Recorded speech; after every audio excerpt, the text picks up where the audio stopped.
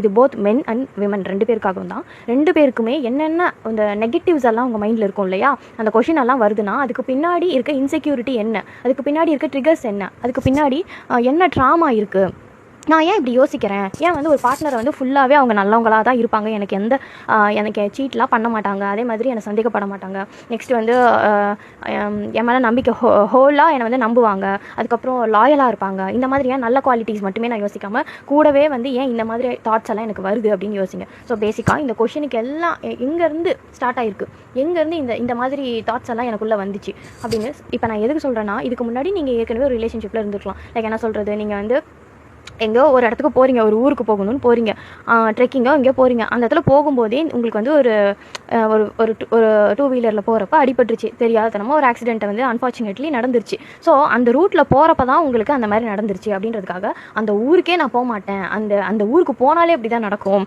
இன்னொன்று அந்த ஏரியாவுக்கு போனாலே இப்படி தான் நடக்கும், அந்த வண்டியில் போனாலே இப்படி நடக்கும்னு அதை பற்றின ஒரு ஐடியா வந்து உங்களுக்கு டீப் டவுன் உங்கள் மனசில் பதிஞ்சிச்சுன்னு வச்சுக்கோங்களேன். நீங்கள் திரும்ப அந்த சைடே போகாமல், இல்லை அதை பற்றின அபிப்பிராயத்தை மாற்றிக்காமல் அப்படியே ஸ்டோர் பண்ணி வச்சுருப்பீங்க.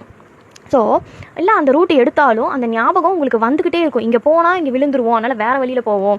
ஸோ நீங்கள் என்ன பண்ணுறீங்கன்னா, அந்த காயம் வந்து இருக்குது, அந்த காயத்தோட ஞாபகத்தை வச்சுட்டே இருக்கீங்களே தவிர்த்து அந்த காயத்துக்கு மருந்து போட மாட்டேங்கிறீங்க. அதே மாதிரி தான் அங்கே நடந்த இன்ஸ்டண்ட்டை நீங்கள் ஞாபகத்தில் வச்சுட்டு அதை அடுத்தடுத்த ரிலேஷன்ஷிப்பில் நீங்கள் காமிச்சிக்கிட்டே இருக்கீங்க. அதுதான் ட்ரிகர்ஸாகவும் இன்செக்யூரிட்டியாகவும் உங்களுக்கு கண் முன்னாடி அந்த பர்சன் கிட்ட உங்களுக்கு வெளிப்படுது, ப்ராப்ளமாக உங்களுக்கு வந்து வருது, ரிலேஷன்ஷிப்பில் ப்ராப்ளமாக வருது, கருத்து வேறுபாடு வருது, இப்படிலாம் சொல்கிறீங்கன்னா ரீசன் என்னன்னா, நீங்கள் ஃபஸ்ட்டு வந்து ப்ராப்ளம் வெளியில் இருக்குன்னா உடனே வெளியில் இருக்க ப்ராப்ளமை சரி பண்ணலாம் அப்படின்னு சொல்லிட்டு எல்லா ஸ்டெப்பும் எடுக்கிறீங்க. பட் வந்து உங்களுக்கு உள்ளே தான் ஃபஸ்ட்டு ப்ராப்ளம்ஸ் வந்து கிரியேட் பண்ணணும். நமக்குள்ளே ஃபஸ்ட்டு என்ன இருக்குது, நம்ம ஏன் அப்படி யோசிக்கிறோம் அப்படின்னு நீங்களே கொஷின் கேட்டுட்டு அதுக்கு பின்னாடி இருக்கிற பேசிக் ட்ரூத் என்ன, நான் ஏன் அப்படி யோசித்தேன், எனக்கு ஏன் அது அந்த நடந்தனால தான், அப்படி நடந்தனால ஒரு பர்சன் என்ன அப்படி பண்ணிட்டாங்க, ஒரு பர்சன் என்ன சீட் பண்ணிட்டாங்க, ஒரு பர்சன் என்ன சந்தேகப்பட்டாங்க, ஒரு பர்சன் என்ன ரெஸ்பெக்ட் பண்ணல, என்னை கரெக்டாக நடத்தலை அப்படின்றதுக்காக எல்லா மென்னுமே அப்படி இருக்க மாட்டாங்க.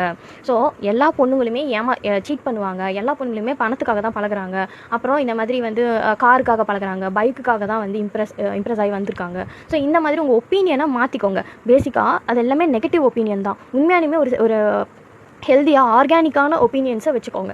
ஏன்னா உங்களுக்கு எப்படி இருக்கணுமோ, எந்த மாதிரி குவாலிட்டிஸ் உங்களுக்கு வேணுமோ அதை லைஃபுக்குள்ளே கொண்டு வாங்க.